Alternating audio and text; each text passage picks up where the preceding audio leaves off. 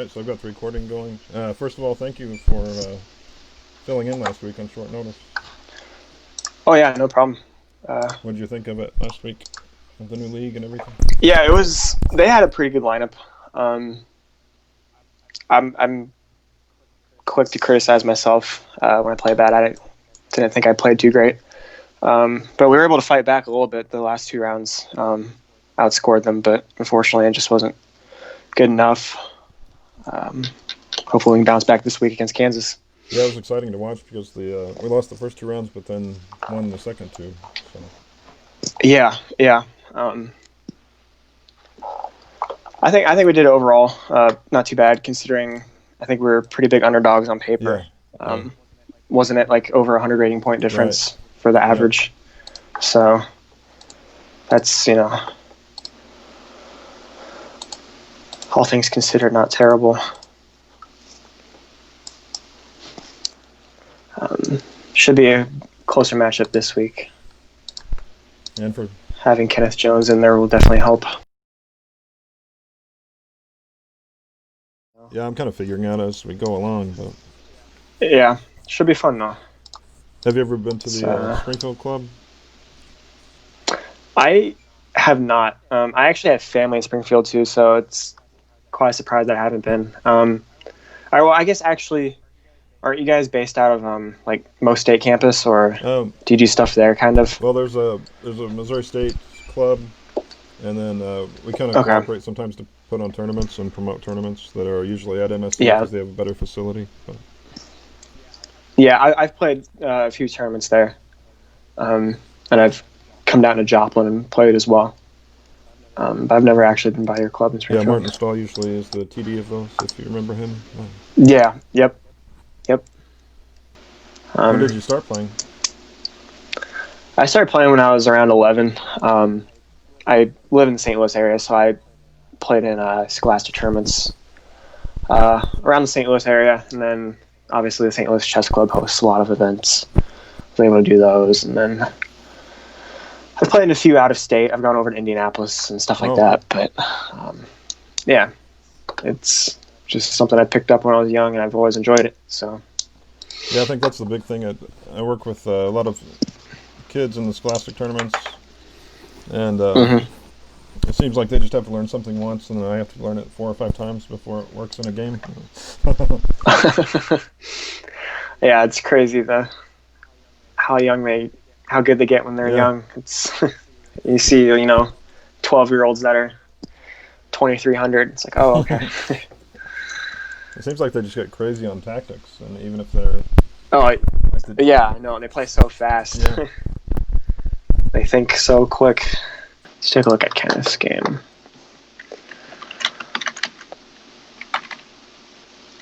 Well, it looks like some sort of modern defense with g6, bishop g7, c5. Um, his opponent took on f6 pretty early in the game. That's a little surprising, giving away his bishop for the knight. Um, Although he is getting a big center with f4 and e5. That's kind of the point of this opening, though. When you play the modern defense, you give away your center and try to chip away at it later in the game. So that shouldn't come as a surprise to Kenneth. I don't know a whole lot about these positions, but I would assume he's going to try to break in the center at some point with d6. He might try to play on the queen side with a6 and b5, gain a little bit of space over there. We'll have to see what he does with that.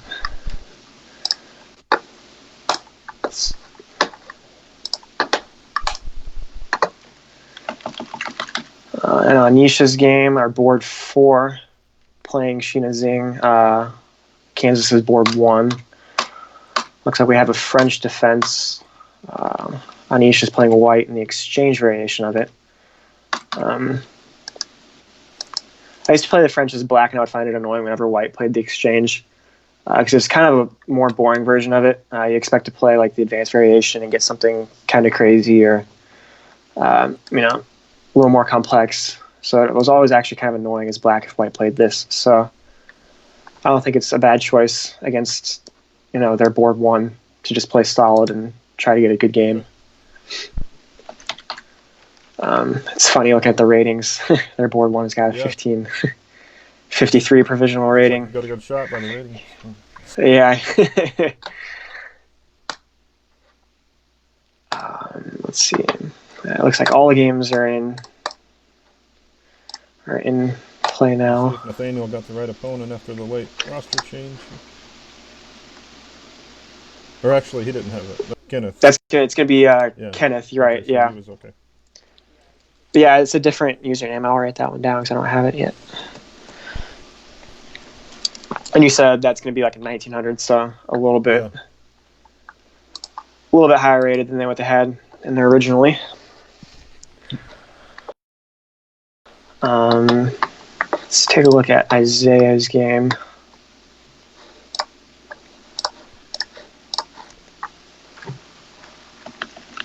All right, he's got kind of similar to what Kenneth played with this G6, Bishop G7.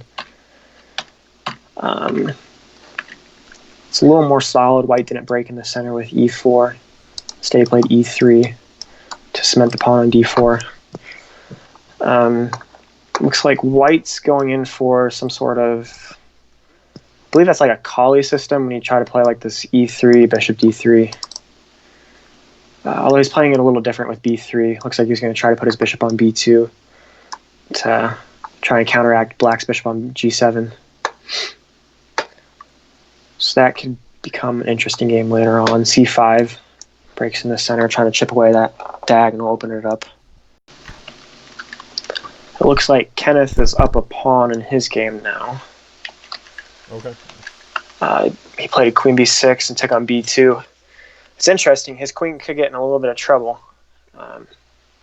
This is often an idea as white. If you see your pawn play queen b6, you can sacrifice the b2 pawn in hopes of getting the open b file, although it looks like his queen's escaping now with queen b4.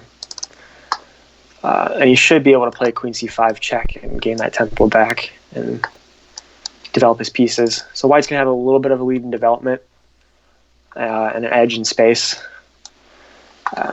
I'm usually more materialistic. I like having the pawn, so I prefer Black's position in this game, but it could go either way still, I would say. Well, I guess you're attacking the bishop on c4 right now, so White has to do something about that.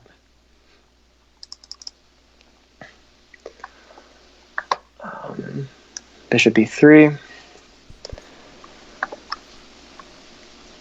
Okay, and I would just expect something like rook d8 for Kenneth here, and try to push that d pawn. Gain some of that space back in the center. You can't let White steamroll you, run you over. He plays d6 immediately. That's pretty good too, because if White takes, he's going to play rook d8 and pin the pawn to the queen. Actually, I guess you can't do that. If you play rook d8, after that, White can actually take on e7. It looks like he's hanging his queen, but after rook takes the queen, White can queen his pawn. It's kind of funny. You give away your queen only to get it back the next move. So actually, I believe if White takes, he's going to take the knight on c3 is what his idea is. Because it'll open up the bishop if White takes, so his knight would be hanging. So White did not take. Instead, he played rook e1, defending his pawn in the center. And okay, yeah, I definitely like Black's position. That bishop on g7 is really strong.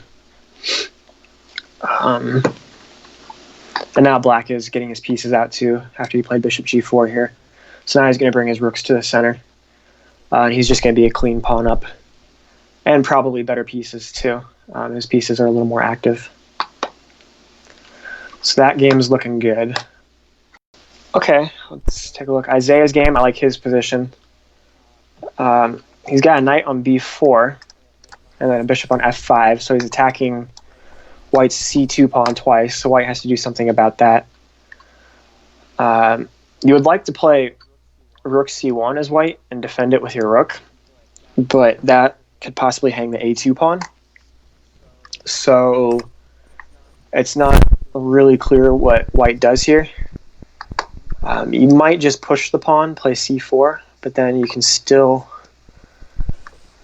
put a piece on c2, although I'm not sure how good it is. So maybe the move here for white's c4. Although I do like black's position, I think white has some weak light squares on the queen side. You can always play rook c8 as black and try to attack down the c file. So that c2 pawn is going to be a target for black. So he plays knight e1, white does, to defend the c2 square. I would expect Isaiah to play rook c8 here and attack that pawn once more. And now white's pieces look a little funky. He's got a knight on e1. His rook's still in the corner on a1. His bishop went out to d3 originally, but then retreated back to e2. So he's wasting a little bit of time moving his pieces backward here. And black keeps attacking with every move he makes. So he's gaining a little bit of time. So I like Isaiah's position here. So it looks like we're in pretty good shape in round one so far. Yeah, good shape so far. Let's take a look at the lower boards. If you can definitely steal a point on the lower board, board 4 against board 1 in the first round, that would be huge. And I do like Ashish's position, our board 4 against Sheena, their board 1. It should be about equal, but I'm biased toward white in these types of positions. I like the knight on e5. I like the fact that he's castled already. So maybe he can take advantage of that and play rook e1 and try to attack down the e-file. And I like the fact that black has a somewhat ruined pawn structure on the queen side. He's got double pawns on c6 and c5. And if you count the pawn islands, he has 3. He's got the pawn on a6, the 3 pawns on c6, c5, and d5. And then he's got the 3 over on the king side with f7, g7, and h7. Whereas white has 2 pawn islands with a2, b2, c2, d4, and then the 3 on the king side. So usually you want as few pawn islands as you can have. So that might offer a little bit of advantage to white. You can find some weak pawns to attack. However, that does come with the fact that black has an open b-file. So maybe black can use that to their advantage later in the game. It just all depends on how it plays out. But I would take white in this position. A big time advantage too. That was my job last week. Yeah, that's huge. I forgot to mention that. You're right. That is definitely something to keep an eye on. That's comes into play very much. Interesting here. He played rook e1. He had the option of taking on f6 after black played queen c7. He could have taken the knight with his bishop and doubled black's pawns, creating even more weaknesses on black's pawn structure. Maybe he is correct to play rook e1 because if you take on f6, it opens up the g file for black, and that can possibly lead to an attack for him. So it just all depends. I do like rook e1. I think black might have some issues here if they can't get castled soon enough, because white's pieces are all aimed toward the center of the board, right where black's king is. So if black doesn't get castled soon, could find some trouble pretty quickly.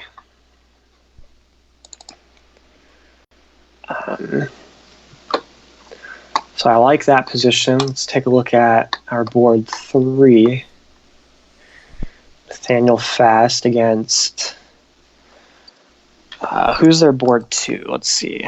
I don't have the names of the Kansas team. I only have their usernames. Joe Glasshouser. So it's going to be...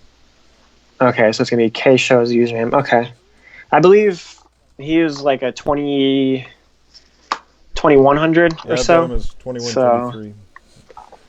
Okay, so I guess you could consider Nathaniel slight underdog in this game, but he can definitely hold his own for sure. So it looks pretty even so far. Opposite side castling. That could signal some big attacks coming up. So white's going to try to attack on the queen side of the board, go after black's king, while black's going to do the opposite, attack on the king side and try to go after white's king. White's pawns on the king side are advanced in front of his king, which could be cause for a little bit of concern. Usually it's not a huge deal, but Typically, you don't want to push your pawns on the side that you castle on, because then it creates weaknesses that you can't take back. It creates, open space, and your king's not quite as shielded. So it's black's move in this position. He might think about swinging his rook from d8 over to g8 and trying to play g5 and just attack really quick on the g and h files. I like black's position probably a little bit better, but it should be fairly equal. I think Nathaniel's probably going to try to counterattack in the center and queen side. Might try to play c4. He's got a bishop on f3, so that's pointed toward the left side of the board on the c6 and b7 squares, on those light squares. So if he can play c4 and try to chip away at that d5 pawn, he can open up his bishop's diagonal a little bit to help attack on the queen side, is one idea. He has got a little bit of a time edge. He has about 2 minutes, so I like that. But this is definitely a game to keep an eye on. This one could become pretty complex and sharp here quickly. Black played h4. I didn't like that immediately because I thought white could respond with a g4 here. You don't really want to take that pawn in h4, and he did play g4. You don't really want to take that pawn in h4 because if you take it, it opens up that g file, and then it just opens up black's rook on the h file. Black could have taken back with the rook and then doubled rooks on the h file, so it would have helped out black's attack. So by playing g4, you close the position a little bit on that side of the board. So I like the g4 move, and then black took on f4. I would expect white to take back with the e pawn. If you take back with the knight, black can always play g5 when your knight would be under attack on f4 square from the pawn. And then once your knight moves, that dark square diagonal that black has his queen and bishop on would become open. So that would make his attack a little bit easier. So he did take back with the pawn, trying to keep that diagonal as closed as much as possible. So g5 could possibly be a move in the future right here. I think he could just take with the pawn. So black plays queen b6 check. White responds instantly with king h1, getting out of check. This is a really interesting game, actually. Black took the pawn on b2 with his queen. I wasn't a huge fan of that for black because even though you're going a pawn up, and I do like capturing pawns and taking material, it felt like it just opened up the b file for white. So maybe he could just try to get a rook to the b file and then attack black's king. So yeah, this is really interesting. We could definitely see two big attacks in this game from both sides. So white plays a4, probably hinting at that he wants to go rook b1 next move. If he had gone rook b1 there, his a2 pawn would have fallen. Black could have taken that. So he plays a4, and then we'll figure out from there. Yeah, this is a really interesting game, so definitely keep an eye on that one. Let's go back to Kenneth. Kenneth looks like his game is going to be a win. He's 3 pawns up and has a pawn that's almost going to queen. It's on d2. Unfortunately, white has a blockade with rook on d1, but it shouldn't be an issue considering he's 3 pawns up. So even right here, after white played rook d1, he could possibly think about just queening the pawn and then trading the rook, so he'd still be 2 pawns up. And that should be a completely winning endgame, especially with just bishop and king. It shouldn't be too hard to just walk his king up the middle of the board and pick off those white pawns. You have to be a little careful because it's opposite-colored bishops. Opposite-colored bishop endgames can be drawn a lot easier than if they were the same color bishop.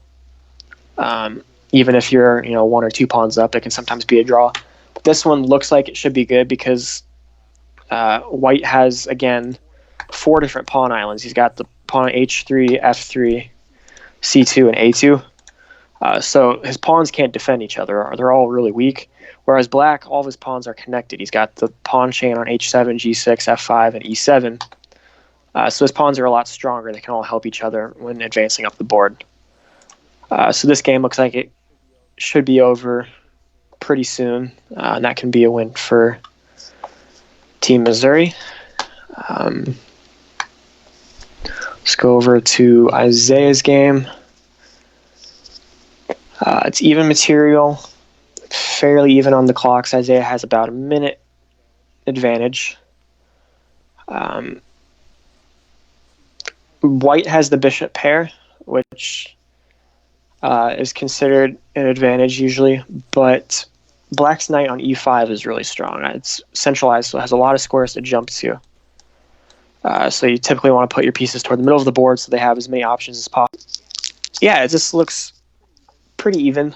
I could see this going in any direction. I think it's a 3-result game still. It's possible that they could just trade a bunch of pieces because there's an open D file. So if they were to happen to trade rooks on the D file, it could go to an endgame pretty quickly. And then endgame should be, I would say it'd probably be beneficial for White since he has a 3-2 majority on the queen side. He's got his A2, B3, and C4 pawns, and then Black only has B5 and A7. So the queen side majority is probably a little bit stronger than Black's majority because Black has the 4 versus 3 on the king side. So it all comes down to which majority is stronger in the endgame, which is tough to say since I'm not a grandmaster.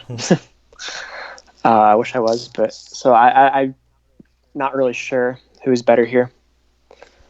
So this could go any direction, I would say. Isaiah's taking some time here to think. It's going to be pretty even on time once he moves. To Ashish's game. Okay, I like Ashish's position a lot. I quite a bit.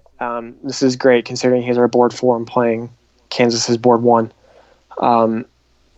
Black's king looks pretty vulnerable over on the queen side, whereas White's king tucked in the corner in H1 looks really safe. Also, he has twice as much time as Black does, so this is looking pretty good for Ashish if he can just find a way to play good moves and force Black to take as much time as they, need to take to defend. Right now, his bishop's under attack, so I would expect him to retreat to h4. I don't think you really want to take on f6.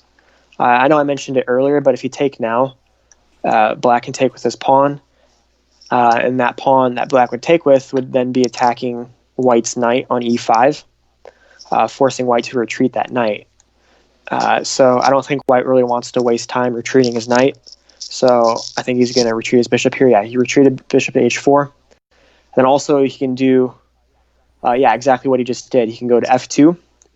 If you look at that diagonal the bishop's on now, the bishop on f2 for White, all of those dark squares are vulnerable. If you look over at Black's king, he's got the a7 square, b6, c5.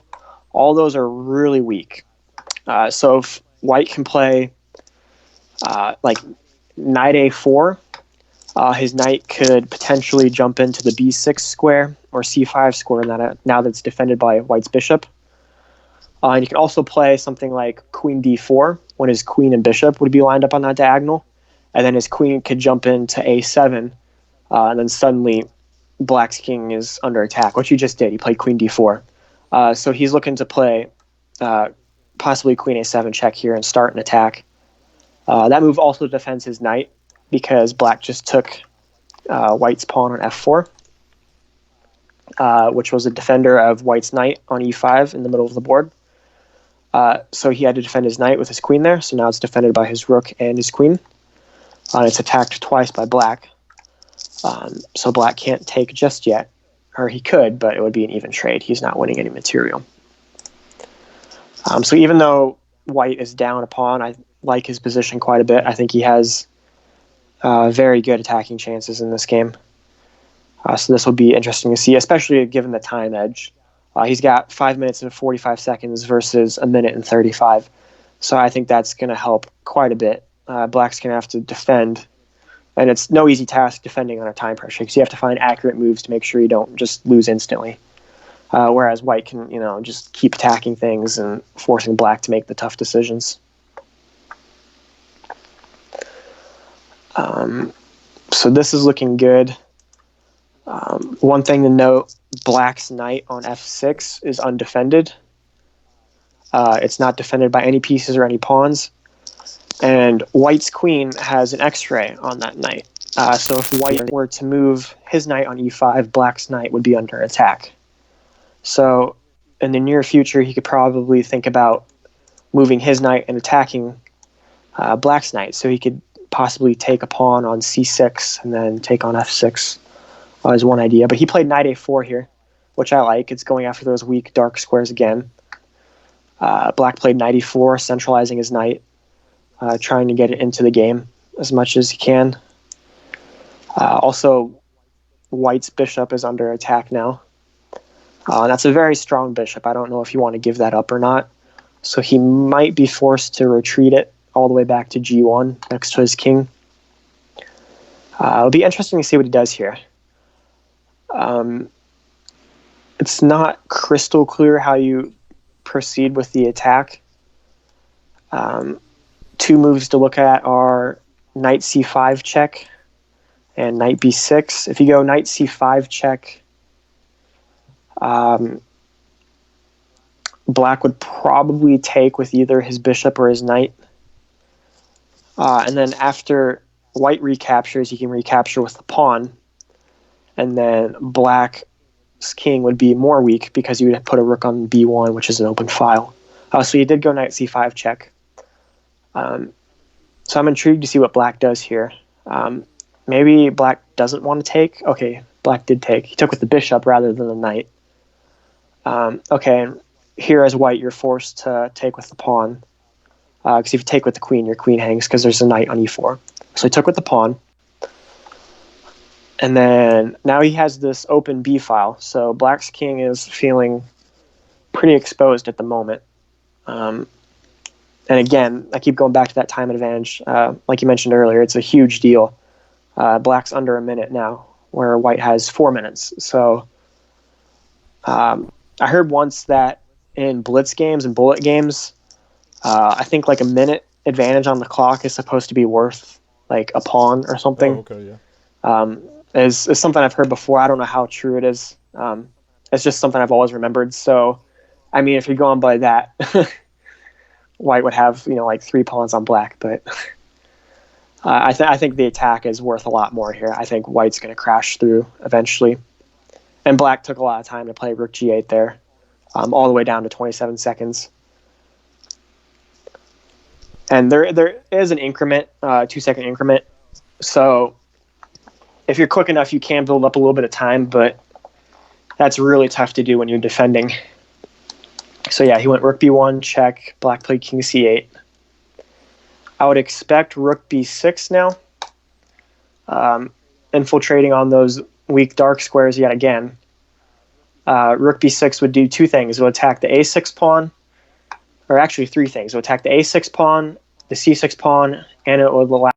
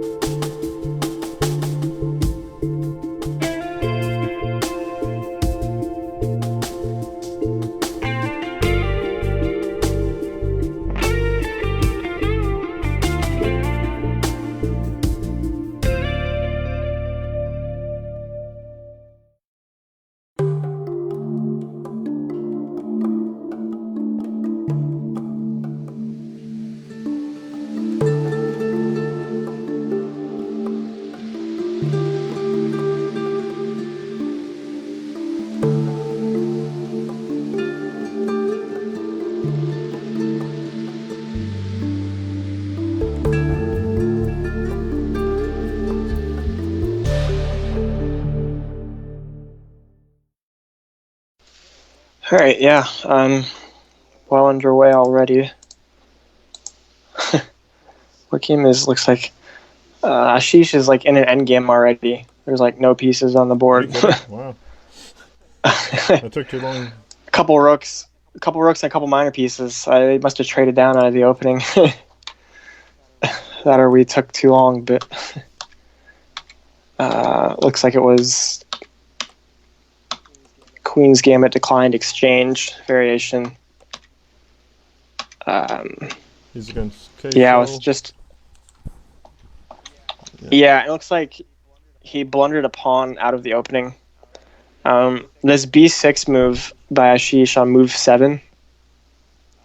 I've never seen that, and I guess the reason why I haven't is because I guess it's a blunder, because after white takes on f6, like he did when black recaptures, white has this move queen h5.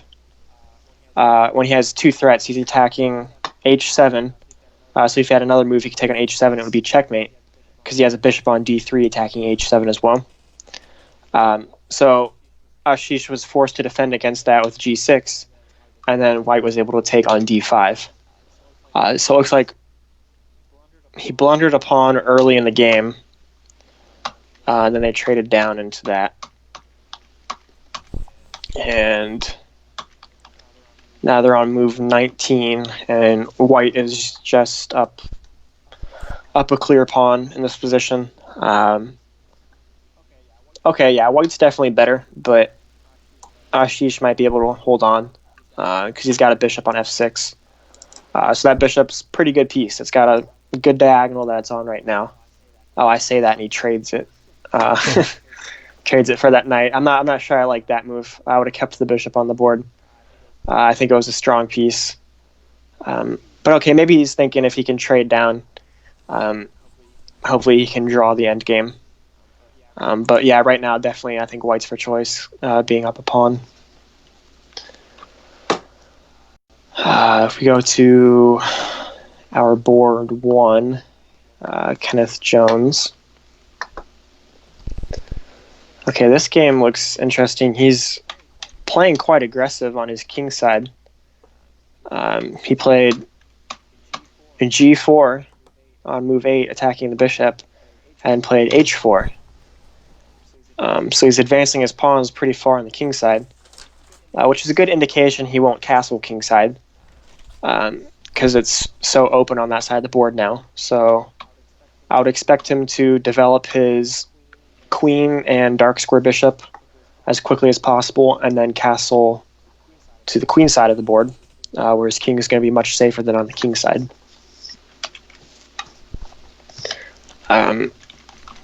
I like his position, though. I like the knight on e5. I think something like bishop f4 in this position, although maybe not immediately.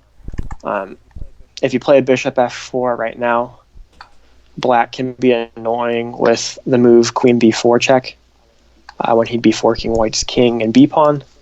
So instead, Kenneth played queen f3, which is a good move. It helps develop his queen, so getting another piece out of the way of castle queen side, and then also it attacks black's knight on e4. So black has to ask himself what he's going to do with his knight now. And it's not so clear, because white's also attacking the f7 square with his last move, because he has a knight on e5 and his queen on f3. So he has a double attack on the knight and f7, so black has to defend both of those threats. So it looks like the only move to defend it would be knight back to f6. He'd be saving his knight and then also blocking the attack on f7, which is what he did. But here, white should be able to play the strong move g5. When black's knight would be forced away and then he can take an f7. Although I'm just realizing if he played g5, white's d4 pawn is under attack. This could get quite messy. So if he plays g5 attacking black's knight, black may have the response of queen takes pawn on d4, when white's knight would be hanging. So both knights would be under attack.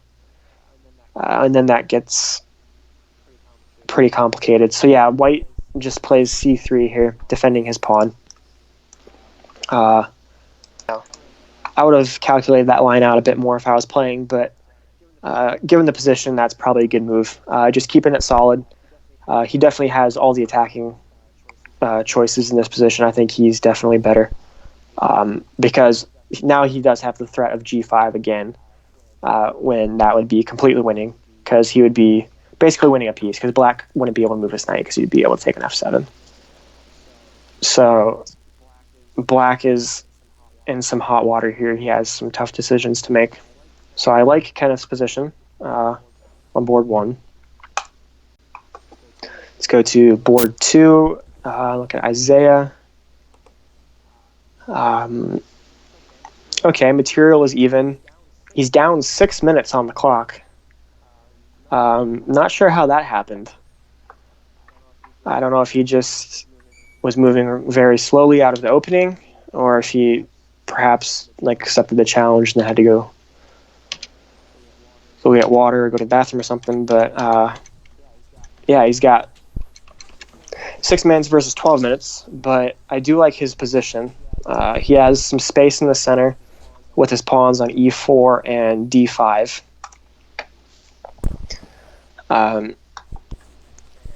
And black is going to try and get play on the D and C files by trying to chip away at that center with possibly c6 in the future. But he plays a6, which is a little interesting. He might be trying to play b5 when white's bishop would be under attack. I think Isaiah can probably just continue developing his pieces. I would expect him to play rook from a1 to c1 here, and then all of his pieces move in the center of the board. Okay, he plays a4.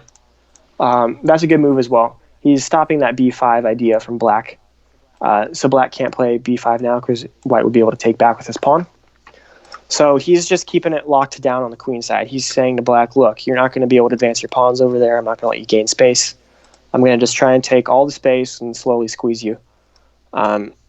So black has to find some way to counterattack in the center. He does that with knight e8. That's a good move. I like that. Because he's going to reroute the knight from f6 to e8. And then if he had another move here, he'd probably play knight d6, when his knight would be toward the center of the board, and it would be attacking white's bishop on c4 as well as white's pawn on e4. And then it also does a good job of blockading white's pawn on d5. So that would be a good piece. But also he's stepping out of the way of his f5 pawn. So an idea black could have in the future is playing f5 and opening up the f-file for his rook, and also chipping away at the e4 pawn in the center. So he goes knight d6 immediately, as expected. So white has to move his bishop here or defend it. I would expect bishop b3 or bishop d3. Okay, he plays bishop b3, getting out of the attack. And okay, I like white's position just because he has a little more space. But again, I could see this game going either way. Okay, board 3. Nathaniel. What happened in this game? This one looks interesting. Okay, so as black, he played the stone wall defense, which is when you have out of the opening. As black, you have your pawns on all these light squares. You have f5, e6, d5, and c6. So on move 7, that's a good view of that. It's a very solid opening for black. If the white player knows what he's doing, usually white can get an advantage, but typically it leads to kind of a long maneuvering game because it's such a solid defense, it's hard to break down. Okay, and I think this is a fairly equal game too. White tried to expand a little bit in the center with f3 and e4, and on his last move he played e5. So gaining even more space, and now he has a passed pawn. But that passed pawn is blockaded well by the two bishops. So this game is pretty equal as well. I would take white just because of the space advantage. And also, I'm a d4 player, so I like to play these types of positions as white. But I would think Nathaniel would be pretty happy in this position, especially since he allowed e5. He didn't have to play bishop e6 and allow e5. He could have taken twice on e4 if he wanted. So I would think he had planned this somewhat, so he should have an idea of what he's doing here. So this could be a game to keep an eye on. Let's go back to the endgame. Ashish is defending. White's still up a pawn. It's still just the two rooks and knights. Yeah, this just looks unpleasant to play as black, to be honest. It's always tough just defending endgames because you have to be accurate and try to draw it, and it's a lot of work. And his pieces aren't near as active as White's. White's knight on b5 is really strong because it's on black's side of the board and it's attacking the a7 pawn, as well as having the options of going to d6 or possibly c7. And White's rooks look more active too. White's rook on d4 is in the center of the board and on an open file, and then White's rook on c1 is well placed too, because it's going to be on an open file in a minute once black's knight moves. Whereas black's rooks are very passive. He's got a rook on the 7th rank, not doing much, and then he's got a rook behind his pawn on b8. So he's doing his best to defend this position. But I would expect White to come out of this one with the win. Although, anything can happen. He might be able to defend this. So we'll see. So not a whole lot of action. Most of these games are pretty even and solid. I would say the most interesting game would be Kenneth's game, since he is attacking. It looks like he kept the knight on e5. He still has his pawns on h4 and g4. Both sides castled queenside. Probably a smart choice by his opponent. Black's last move, he castled queenside. I don't think as black you really want to castle kingside, since white has already advanced his pawns on the king side. As black, you would be kind of just castling straight into an attack. So he went kingside, or queenside, queenside to avoid that attack. And yeah, I like white's position. Again, I'm probably a little bit more biased because I get these types of positions from the d4 openings I play. But I think actually white just has a huge advantage because of the space. Black's a little bit more passive with his piece placement. White's bishop on c4, knight on e5, and bishop on f4, they're all very active. So black played rook f8 to defend f7, which didn't need defense at the moment. Or actually, I guess it did. It looks like on the last move, actually, after black castled on move 15, move 16, it looks like white can take on f7 with his knight, forking the rooks. But if he does that, black would have had bishop takes f4 with check. So in the end, white would not have been winning any materials. That's why white played king b1 last move, which sets up the idea of knight f7, when if black takes bishop then, white would not be in check, so he would be able to take a rook. So that's why black defended f7. Kenneth retreated his bishop to g3. And yeah, this is... I like it for white. It should be pretty equal, but I think Kenneth being the favorite on paper as well with the ratings should be able to do something in this game. They're starting to get low on time, 5 minutes versus 4 minutes. If we go through the other games, they're Ashish is equal on time, but the other games were down on time. Right, excuse me, Isaiah's down on time. Nathaniel's up on time. Isaiah's game has... No, I like the way he played. He brought a knight to e4 and c5. I like his white's knight on c5 because it has the option of jumping into e6. That e6 squares a hole because black can't easily defend it with a pawn. So here for Isaiah, after black played b6, I would expect him to take, and he did. And after black recaptures with the pawn, you can play knight e6. If black were to recapture with the queen, you wouldn't have knight d7 immediately because it would be checked, but he recaptured with the pawn. So white has to move his knight here since it's under attack. So I would assume he would go to e6, although he may be thinking about the e4 square, trying to trade black's knight for his knight, because black knight on d6 is doing a good job of blockading white's passed pawn. So he might be able to trade that off and advance his pawn, but he went to e6. So despite the time disadvantage for Isaiah, I do like his position in this game. I like the passed pawn on d5, as long as he can hold on to it. It can't be defended by any of his own pawns, so there's the possibility of it becoming slightly weak later on in the game if black has enough pieces to attack it. But he should be able to hold on and hopefully create an advantage here. He has the open C file, which he should be able to use and utilize. He can try to advance his queen or his rook further into black's position to attack. And then that knight on e6 is looking really strong. So I do like Isaiah's position in this game. He just needs to speed up his play a little bit. He's down about 5 minutes on the clock. Nathaniel's game. So this was the Stonewall game. Even material. He's up on time, which I like. And, okay, he's trying to counterattack in the center.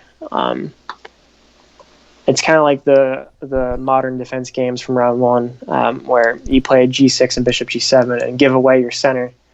But your plan is to, later in the game, try to chip away at that center and claim that the big center is actually a weakness because you're able to chip away at it and white has to constantly defend it. So that's what he's going to try to do here. He played b5 last move. White played rook b1.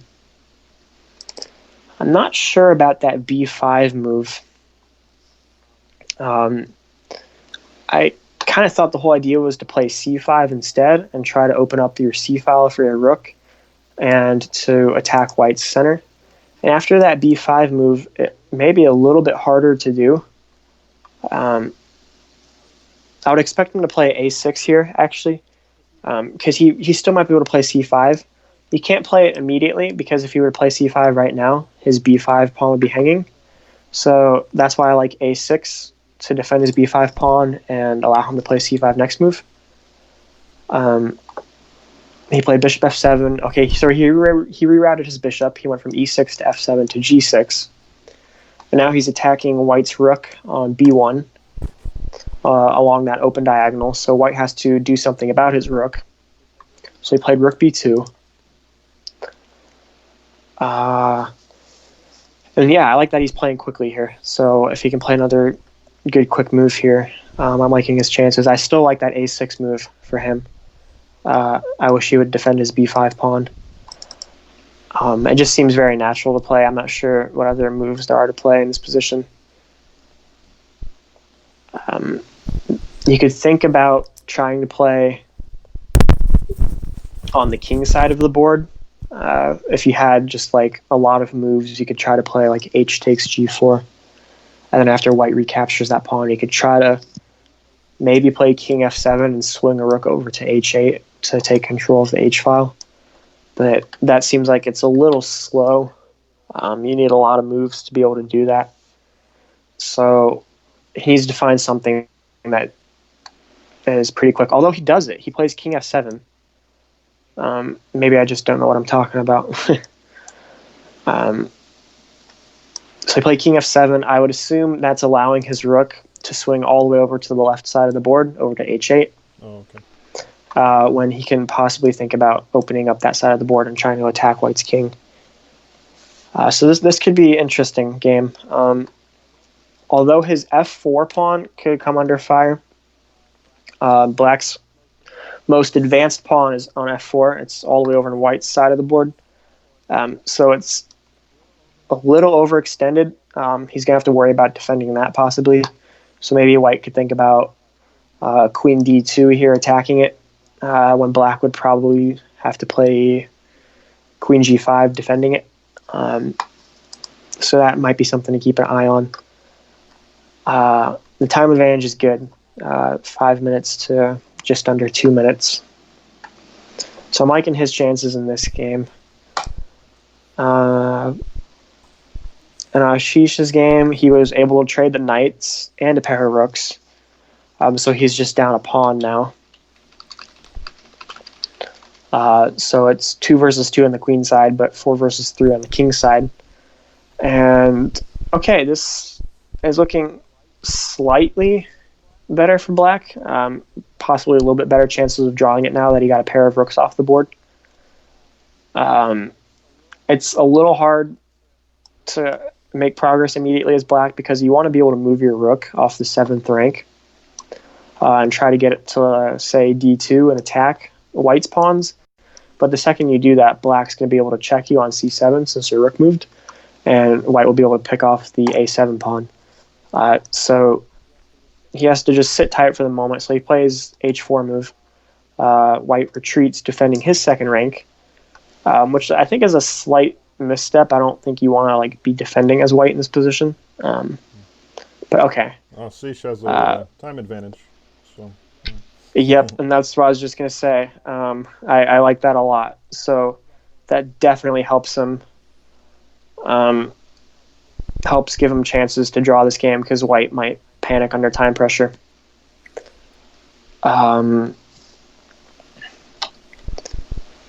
okay, white's king's a little more active. White's going to try to bring his king to b5 and possibly a6 when he would be attacking black's pawns. So Ashish is able to defend against that. He plays rook d5, defending his 5th rank and cutting off that king from advancing any further.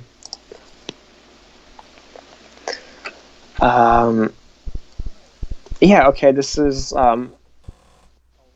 a lot closer than it was last time we checked in. This is looking a little bit better for Ashish, especially that time. It keeps ticking down for white, 28 seconds versus 4 minutes and 28 seconds.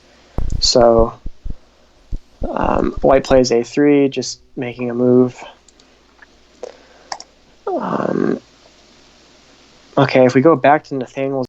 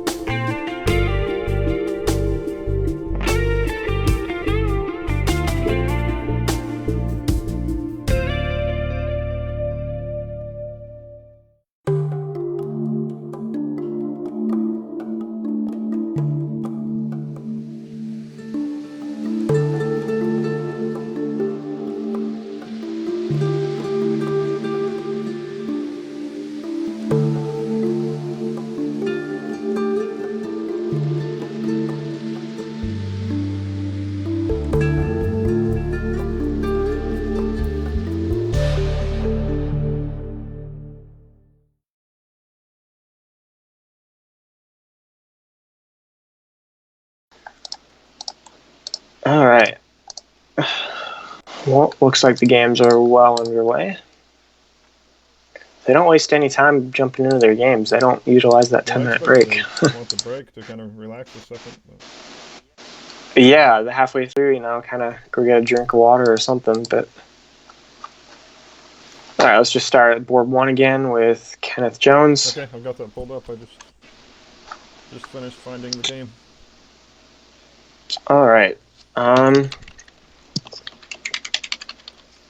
Okay, looks fairly even so far. And these games are probably going to be a little bit closer now that we're getting into the later rounds, because the matchups will be, like board 1 versus board 1, that sort of thing. That won't be until last round, but the rating differences shouldn't be as much in the later rounds.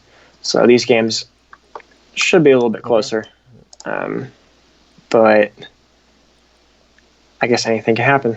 Okay, Actually, I don't know if I like his position. I think this is about equal for Kenneth. He's got an isolated pawn on d4,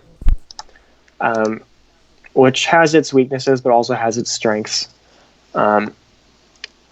As white, you don't want to trade too many minor pieces. I say that, of course, he trades, but because if you trade too many minor pieces, you won't really have any pieces left to defend that isolated queen pawn. So black can easily just, attack it with his queen and 2 rooks and build up the pressure on that pawn. So you have to be careful in these types of positions as white, but he should know what he's doing. It looks pretty equal, so nothing too major going on there. And let me know if I'm flipping between games like too quickly. Oh, no. I know I'm moving through them kind of fast because it's hard. Like they're playing, 15-minute games, so it's hard to like focus on one game for too long without missing too much of my other games. So just let me know if I'm moving too quick. Okay. But no, I think you're doing great. Thanks. Looking at Isaiah's game now. On move 9, it looks almost completely symmetrical. If black were to play rook c8 here, it would just be completely mirrored position with all the pieces on the same squares. I guess this came out of an exchange Slav defense. Yes, it did. So I like to play this as white every now and then. People tend to think that the exchange Slav is a little boring just because it's so symmetrical. All the pieces are just really solid, but I like the fact that as white, it gives you kind of some easy play on the queen side with your rook on the c file and then the bishop on f4 are kind of lined up on that c7 square. So there's possibilities for some tactics there. And then I like to play just like b4, queen b3, that sort of thing. So we'll see what he does. There's many options in this position. Definitely, very equal. But I just tend to lean toward white in these types of positions just because that's the opening I play as well. So board 3, Nathaniel. Looks like he played a French defense is what opening this came out of. With this early b6 and bishop a6 idea. I like that.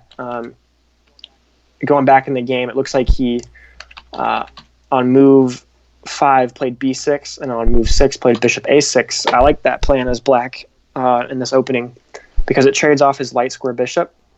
Oftentimes in the French defense, that is your worst piece as black because you have pawns on e6 and d5, which are on light squares. So your light square bishop kind of gets trapped behind those pawns, and it can't ever find its way out into an open position where it's useful.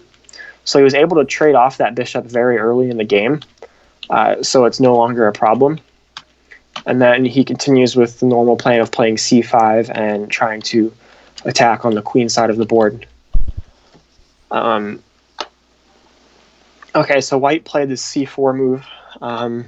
Looks a little hectic with all those pawns right there. You got that little group of 4.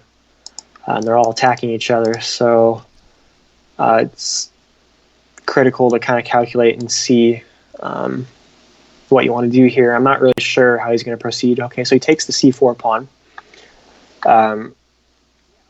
Yeah, okay, I think this is a pretty equal game.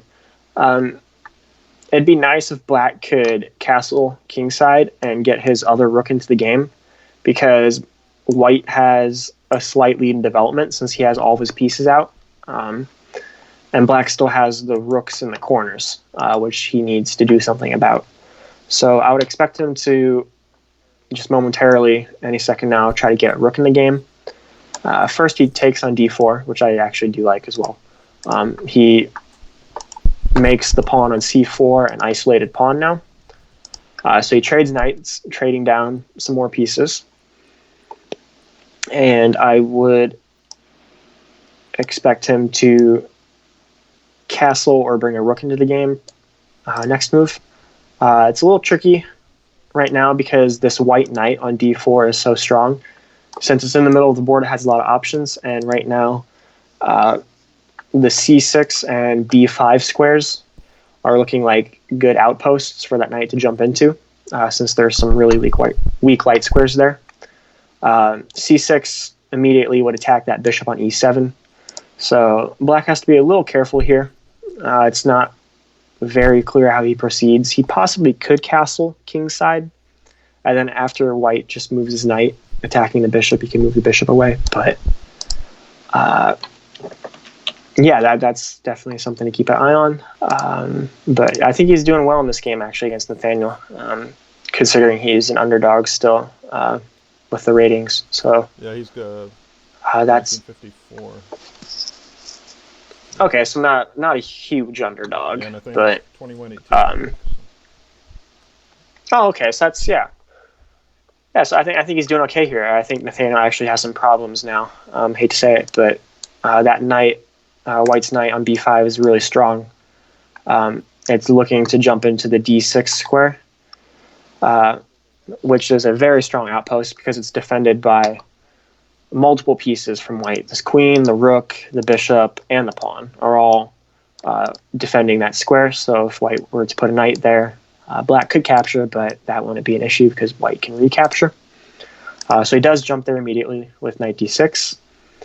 And it's really hard as black here to just not instantly take that knight because it looks so strong and so annoying to have that white knight just so near your king and near your position.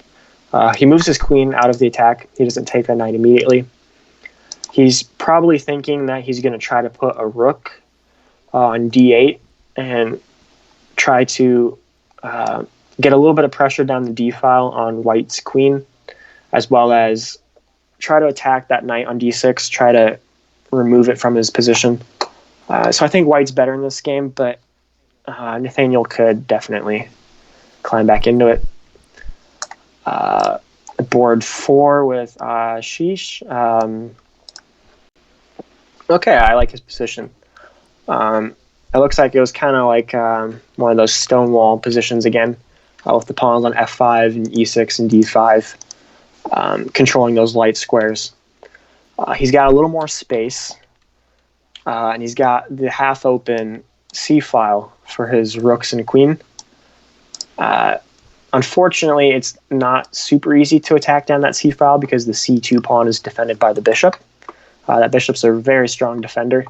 So if you could trade light square bishops in this position, it would be nice. But okay, I still like his position. I think something like queen c3 gets your queen a little bit closer to infiltrating in white's position. And it leaves options open about possibly going to the back rank with queen a1 check in the future. So fairly equal game. I would give a slight edge to Ashish, though. I like his position. Let's go back to what looks interesting. Let's go back to board 1, Kenneth Jones. This is the game where he had the isolated pawn. I was talking about ideas involving that. Looks like this game has gotten a little more interesting. White was able to get his rook all the way into black's position with his rook c7 move, and his bishop's in there as well. And his knight is active in the middle of the board, but black is attacking it now with this f6 move. So white has to figure out where to put his knight. He has many options. He can retreat with knight f3, knight c4, but he also has ideas of knight f7 check. I'm not sure about knight f7 check immediately. That would force black's king to go to g8 when white's knight would be under attack. And it's starting to feel like white's pieces are a little too far advanced.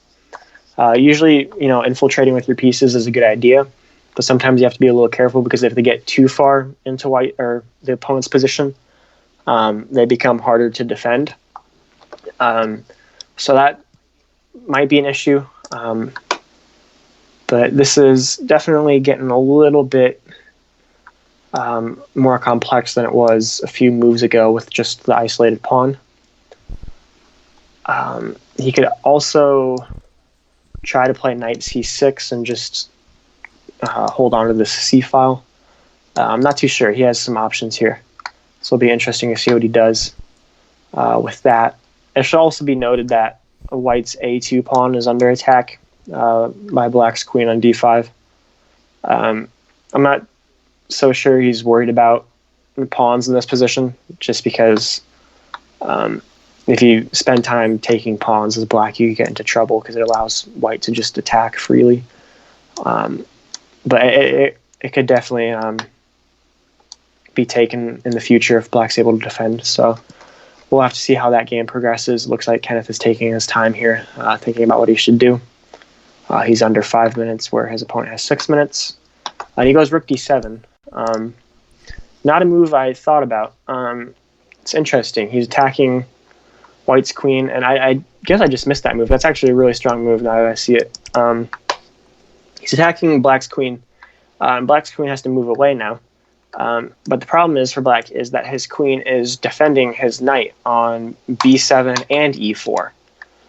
So his queen is a little overworked here.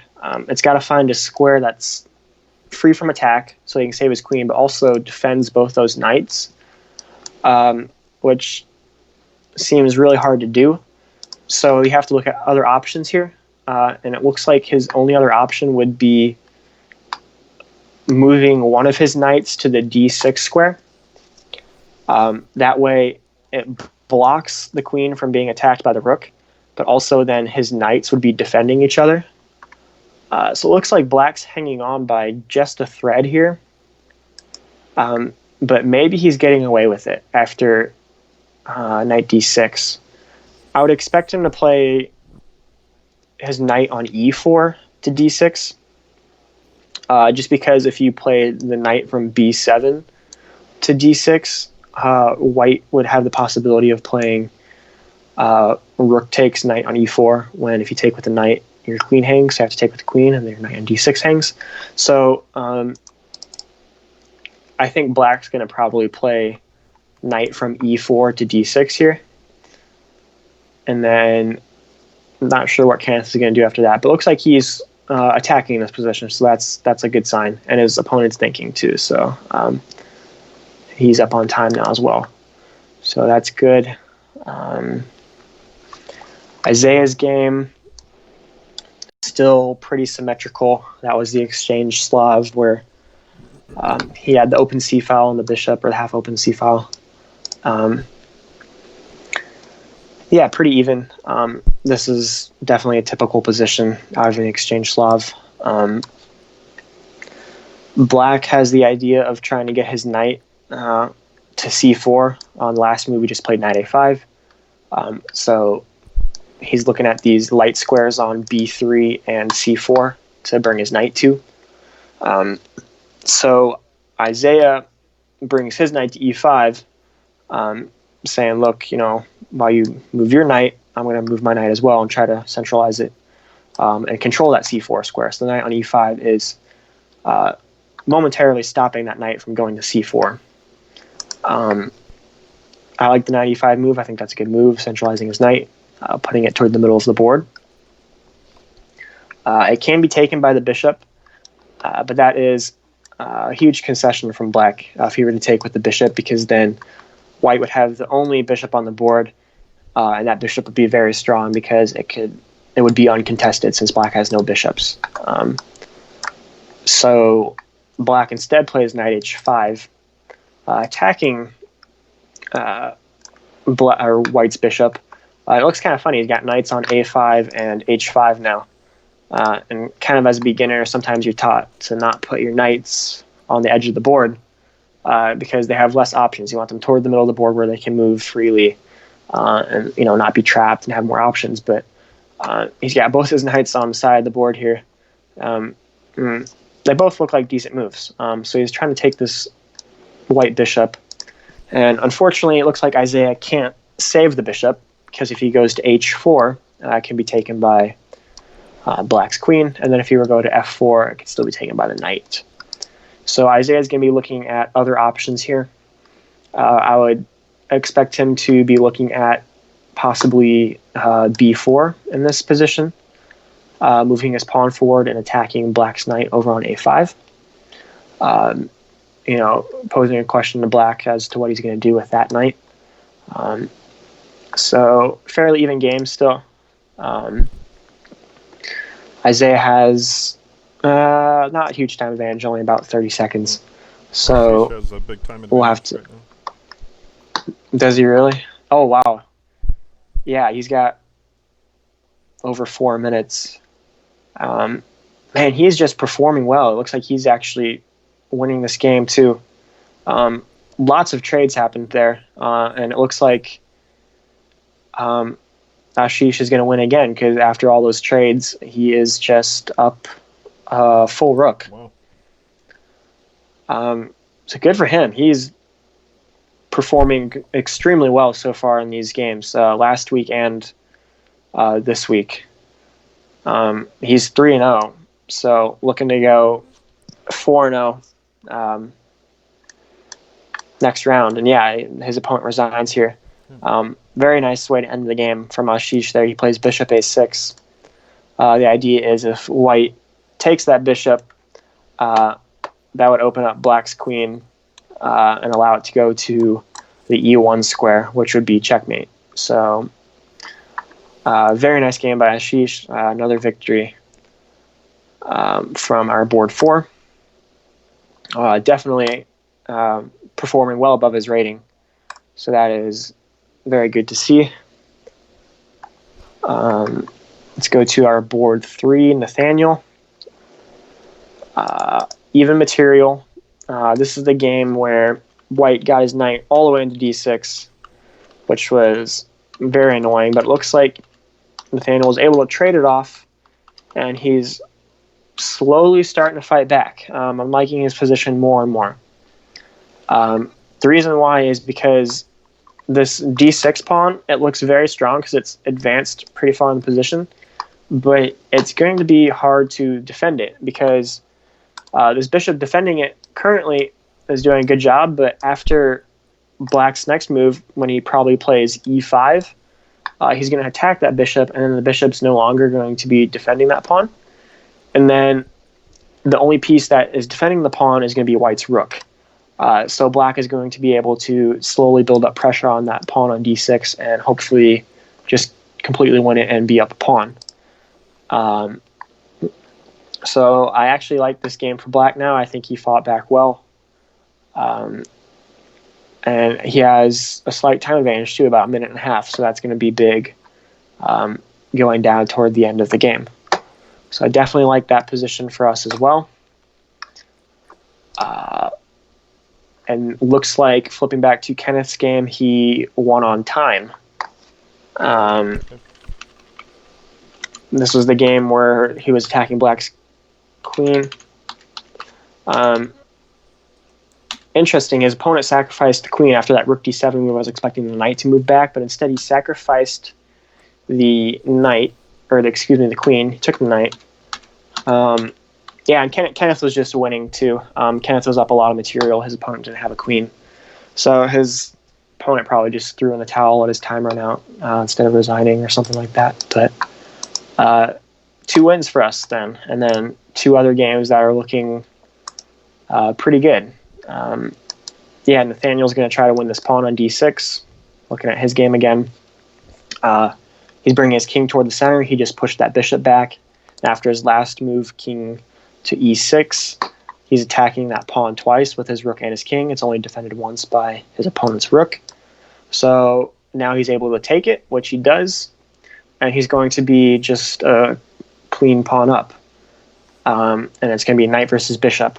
I like his king's activity. His king is toward the center of the board, whereas white's king is on the back rank. King activity is a big factor in endgames. In the middle games, you don't want to bring your king toward the center because it's dangerous. But in the endgame where it can't be attacked, it's important to have it toward the middle of the board. So I like his position here. His opponent didn't trade rooks. Probably a wise decision. He keeps rooks on the board to help his defensive chances. But yeah, I think this is looking good for black. Flipping over to Isaiah's game. This game still has quite a few pieces on the board. This game is definitely going to come down to the wire. Looking at times, time is even, and material is even. So this could go any direction. So this is probably going to be the game we keep an eye on going forward. He did a good job, Isaiah did, of keeping that knight out of the c4 square. That knight is still over on the side of the board for black. It was trying so hard to get into the c4 square, but with Isaiah's last move, b3, he defends that square with his pawn, not allowing that knight into the position. So that knight looks a little weird over on the side of the board. Whereas white's knight has squares to jump to still from over there. It has the b6 square and the c5 square. So white's knight is a little bit better than black's. He plays b4 there, which might have been forced because his a3 pawn was under attack by black's queen. Unfortunately, it allows his opponent's knight just to jump back into the square, so that was very short-lived. Defending that square, and his opponent kind of has the same idea. It plays b6 right here on move 20, stopping white's knight from coming in. So very similar ideas from both sides. Not sure who stands better in this game. Isaiah, on his last move, played f4, advancing his pawn on his king side, defends his pawn on e5. So that was probably a good move, but it leaves his king slightly exposed. I don't think he's too worried because I think it's quite hard to attack his king in this position. But is definitely an idea. So he plays queen d4, centralizing his queen and attacking the b6 pawn. Black defends his b6 pawn with queen b7. And Isaiah plays rook c3, defending his a3 pawn from the attack on black's knight was attacking that pawn. It also allows him to double rooks on the c file. It prepares the move rook f1 to c1. So I'm liking Isaiah's position a little more now, now that he has the upper hand in gaining the c file. And black's last move, a5, that's interesting. I believe black's idea is that if Isaiah here takes on a5, black can take back with his pawn, and then black would have the open b file for his queen to infiltrate. So Isaiah swings his rook from f1 over to b1 to help defend that pawn on b4. And both players are getting low on time. His opponent is now under 1 minute. Isaiah is sitting at 1:41. I'm kind of flipping back and forth between the 2 games remaining. I'm looking at Nathaniel's game as well. And he's in a king upon hand game, just up a pawn, so that should be completely winning for us. So that shouldn't be a problem. So I'm going to keep looking at Isaiah's game here. His opponent took on b4. He can take back with the pawn or the rook. I took back with the rook. I like that move because now black's b6 pawn.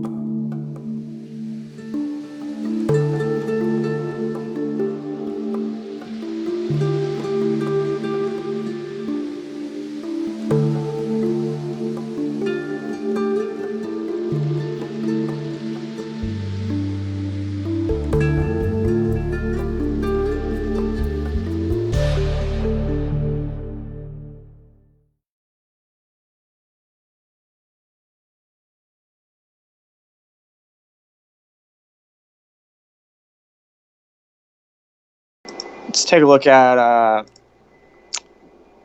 Ashish's game on board 4 real quick. They're already on move 17.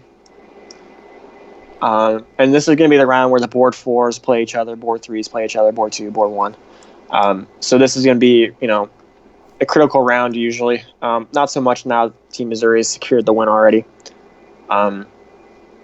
But, theoretically, if your board 4 outperforms their board 4 and going up, you'll win. And Ashish has definitely done that. He's 3-0, and he's looking to go 4-0 here. And I like his position so far. I think he's got a pretty good attack here. He's got queen on a5 and knight on c5. And black's king is looking a little exposed on b8, and the rook on a8 is stuck in the corner, not doing a whole lot. And white has the open d file as well, so he has ideas of infiltrating with his rooks. So I think Ashish is probably going to pull out another win and go 4-0, which is just a huge result. That's anytime your board 4 can do that, that's amazing. So let's go to Nathaniel's game on board 3. Interesting opening by him. He plays 1f4. Not a move you see too often. Move 1. But he makes it work. They've got an interesting position here. Last move by black was f6, trying to attack white's center a little bit. Okay, this is interesting. I'm not sure who stands better. I would probably take white's position just because of the d5 pawn for black is a little bit weak. And I like that his bishop on g2 is attacking it, and I would try to pile up on it as much as I can with something like queen to b3. It would be attacking that as well. And also it'd be adding pressure along that diagonal since black's king is on g8. So it would allow for some possibilities along that diagonal to attack. So I like white's position in that game. Let's go to... I have my games mixed up here. Let's go to Isaiah's game on board 2. Looks like it was some sort of modern / Benoni opening, which we've been seeing a lot of. A lot of these early g6, bishop g7 openings. Okay, this is still fairly early in the game. Not much to say here. Pretty common opening from black here. Black's got the strong bishop on g7, very good diagonal for it. Whereas white has the pawns on e4 and d5, which give him more space. So black's going to try to play on the queen side. Oftentimes you'll see the move b5.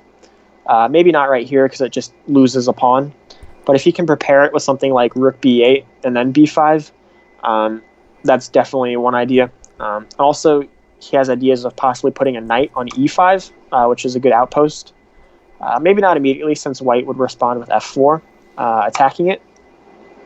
But yeah, very early on in the game, so a lot of ways this one could go. So we'll have to keep an eye on that. And then Kenneth on board 1. Looks like this was another g6, bishop g7 opening. A lot of those. Similar opening to Isaiah's game. He plays this c5, e6 structure. And okay, it's kind of similar to Isaiah's game. He's going to try to expand on the queen side with b5. I don't think his opponent's going to allow it. I would expect his opponent to play something like a4 here, trying to secure that b5 square and stop black from getting space. I don't play these types of positions too much, so I don't really know a whole lot of the plans. White goes rook e2. I would try to instantly play b5 here as black. I would have thought a4 was still the best move, but okay. Again, I don't really know a whole lot about these positions, so okay, he does play b5. Gaining space, and white might try to double on the e-file, although his c4 pawn's under attack. So he has to do something about that. As white, you really don't want to play b3 here and defend it, because that would open that diagonal up even more for black's bishop. So if you play a b3, that knight just loses another defender, and also it opens up your rook to possibly attacks along that diagonal. So it's not super clear what white does here. If you take, it allows black to take back with his a6 pawn. And he has the open a file and two very strong pawns on c5 and b5. So yeah, I think white might have misstepped with rook e2 last move. I definitely think a4 is the move to stop that. So I like Kenneth's position a lot in this game. So we'll have to see how that one plays out. Ashish has won his game already. Yeah, just a very, very good performance by him. That only lasted 2 more moves since we looked at it a second ago. Looks like black just blundered his queen. Ashish was able to play knight a6 check and fork the king on b8 and the queen on c7. So he's going to go 4-0.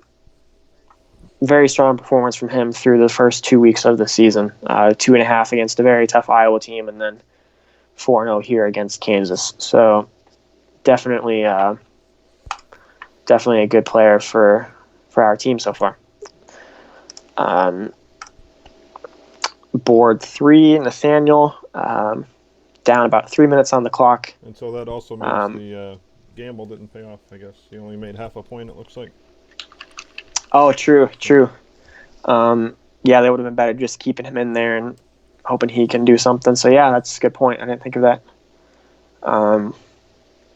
Only getting a half point from their board 4.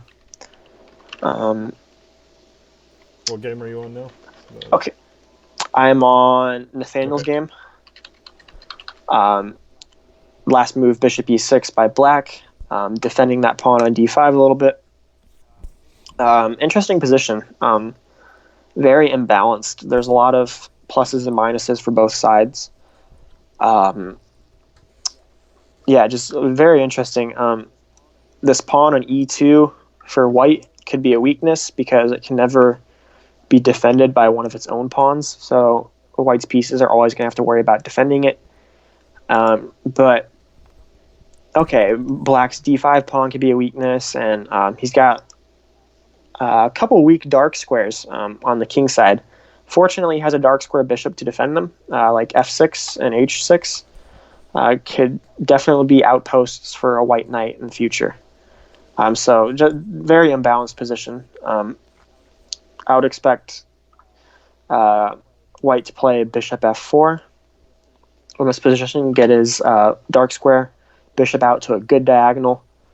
On the f4 square, it would be helping support the e5 square in the middle of the board, but also kind of keeping an eye on c7 and d6 on the queen side. And then he could follow it up with e3, which would support the bishop and defend the pawn. So I like bishop f4 for white in this position. We'll have to see what happens. Isaiah's game on board 2. Still in the opening. I would assume this is some sort of theory or close to it in the Benoni.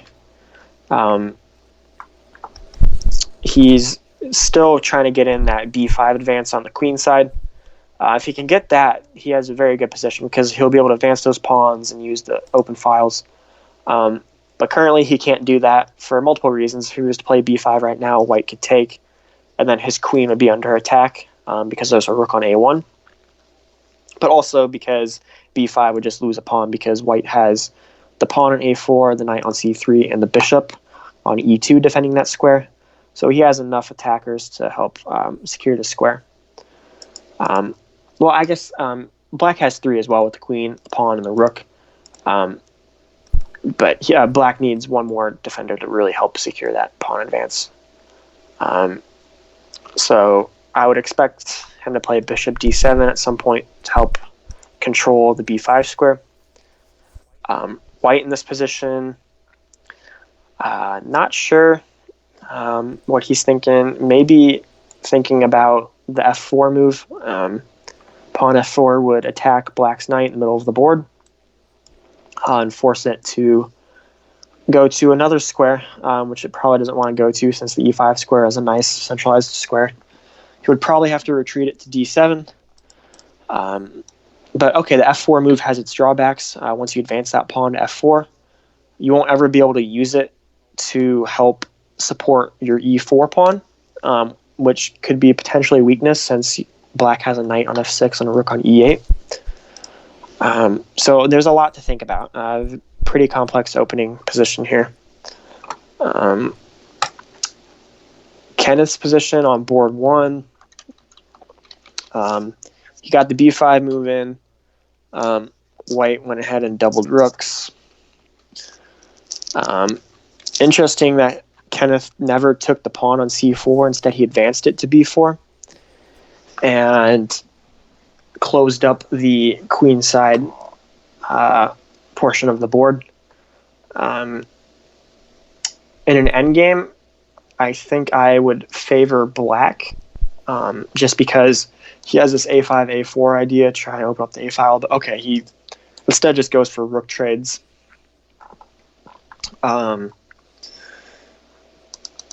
Yeah, okay, I'm not really sure what's going on in this position, to be honest. It looks fairly equal. White has some weak light squares, particularly g4 and e4. So black's knight on f6 could potentially jump into those at any second. E4, maybe not right away, since white has a knight on g3 defending that square. But in the future, that's definitely an idea that we could possibly see take shape. But for the time being, he's trying to trade rooks on the e-file. If white takes, I would assume Kenneth to take back with the queen, so his queen would control the open file. And I could see this one trading down into an endgame pretty quickly. Since there is an open e-file, we could see the trade of rooks followed by the trade of queens when we'd be in a minor piece endgame. So he trades rooks. I think queen takes is pretty automatic. Yep, he takes with the queen. You don't really want to take with the knight because then you're moving the knight backwards. And then if you take with the king, you're exposing your king a little bit. So he takes with the queen. Queen e3. So yeah, definitely this could be headed into an endgame pretty quickly. So he trades queens here. White would recapture most likely with the knight. Since his knight is toward the back of his position, he wants to bring it forward. So he'd recapture with the knight. And it looks like a pretty balanced position. I wouldn't be surprised to see this one end in a draw. Although I would favor black's position still a little bit, just because I like this knight on f6. I like the idea of having it jump forward into e4 or g4. Also, his bishop's a little bit better since it's on an open diagonal, whereas white's bishop doesn't have too many things to do. It's on a closed diagonal. It's hitting the pawn on c5, but that pawn on c5 is defended by black's pawn on d6. So black's pieces are a little bit better than white's. He plays knight g4, forcing the queen trade because he's forking the bishop and the queen. So we'll probably see queen e8, which happened, and he took back. So his knight's on g4, and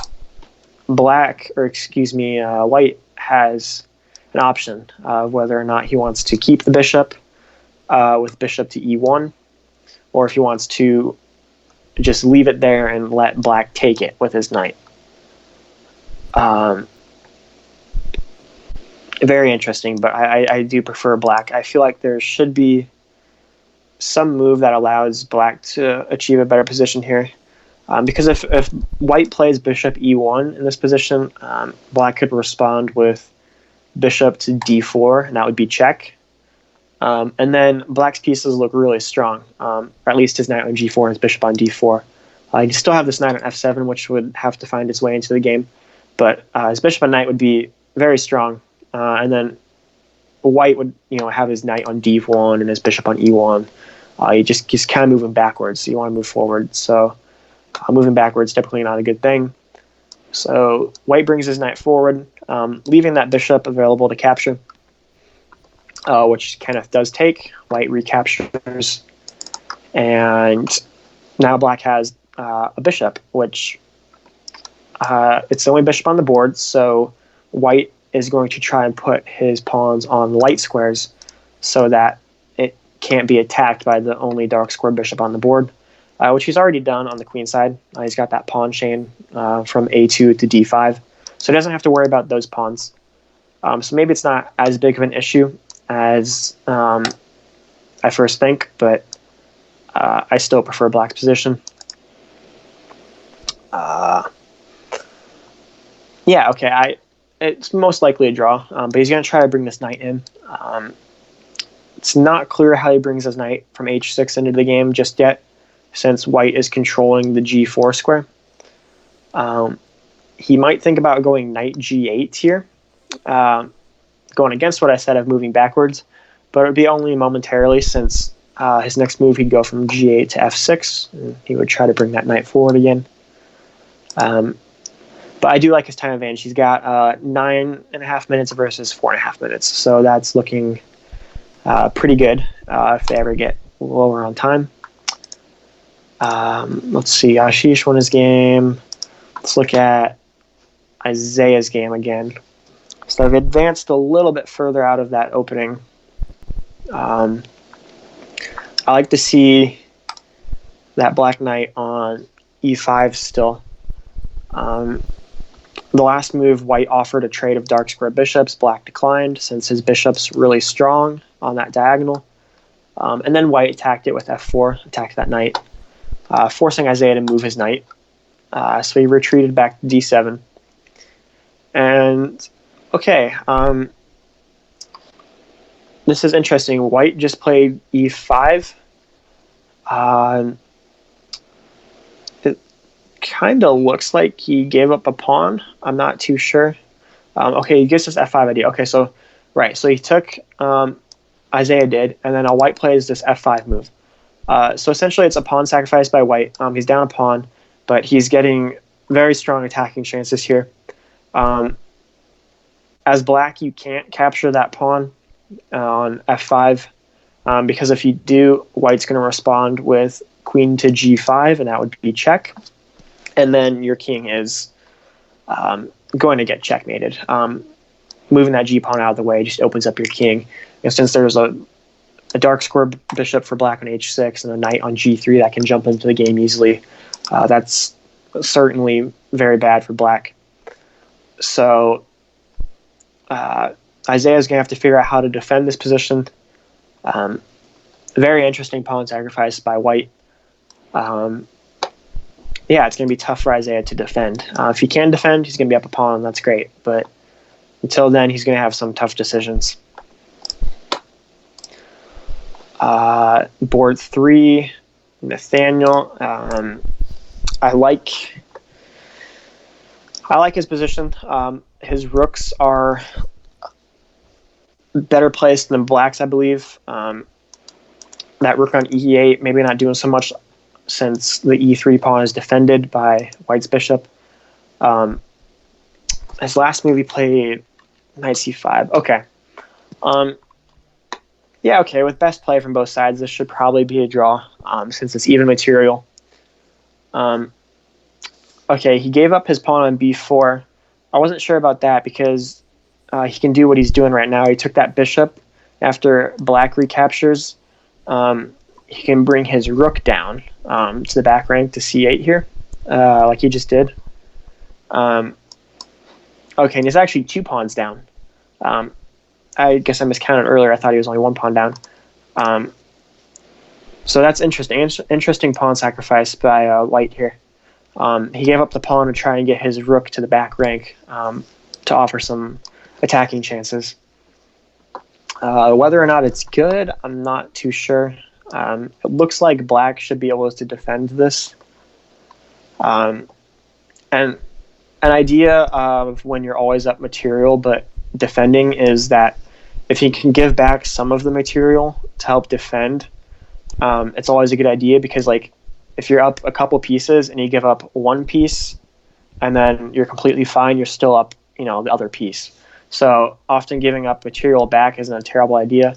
So if black could, give up one pawn to help defend this position, he'd still be up one pawn. So I would assume there's some way for him to defend this position. I don't think white has quite enough to attack here.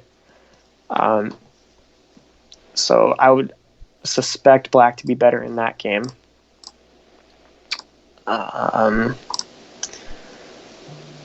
Looks like there hasn't been much going on in Kenneth's game. It looks like, and actually it should be noted, I'm looking over at the chat on the side, and it looks like his opponent, white, offered a draw, and Kenneth declined.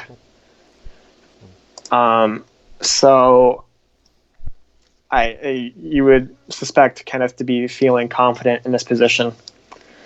And I would be too. Like you said, the time advantage, almost 8 minutes versus 1 minute is just crushing.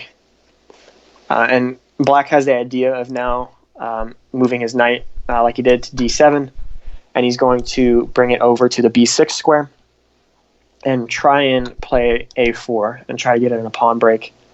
I'm not sure it's doing a whole lot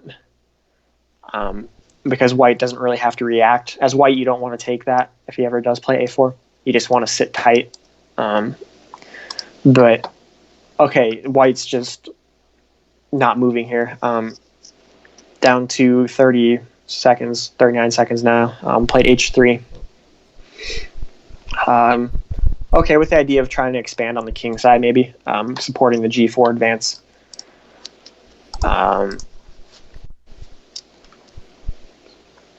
So, okay, let's flip over to Isaiah's game real quick. Because that one, they're about equal in time. They both have about 3 minutes and 40 seconds, and it looks very hectic. Isaiah's still up a pawn, but he's under attack still by this f5 idea. He swung his queen all the way from like a5 to b4 to h4. And he's attacking this knight on g3 right now. But it just feels like white should have some sort of knockout blow. This is a very complex game. I wouldn't want to be either one of these players right now. Because they don't have a whole lot of time to think. And it's, one of those positions where you could spend 20 minutes thinking on one move. So it'll be interesting to see how the rest of this game unfolds.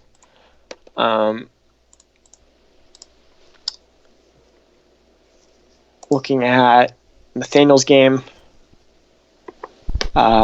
still down 2 pawns, trying to get some sort of counterplay with his rooks infiltrating. Plays rook b8. The idea is that it's momentarily stopping a white or a black rook from going to c6. Because if you go to c6, you can trade and then take on b7, win back a pawn. Which is happening. He plays rook b6 to c6. I would expect him to play rook takes b7 check, which he did. And then black's going to have to move his king. And white actually doesn't have to trade rooks here. White can play rook c1 to, b1 or a1. And try to keep the rooks on the board to help defend. So that's good. He won back one of his pawns. He was down 2, but now he's only down 1. And he still has pieces on the board. It's not like he's in a losing endgame. So he's fought back a little bit. Getting low on time, minute 49 to 2:49. He trades a pair of rooks and plays rook a7. I think that's good if he's playing for the draw. I think trading a pair of rooks helps white. It's not quite as easy to defend that a6 pawn now as black. That a6 pawn is looking pretty lonely since it only has the rook to help defend it.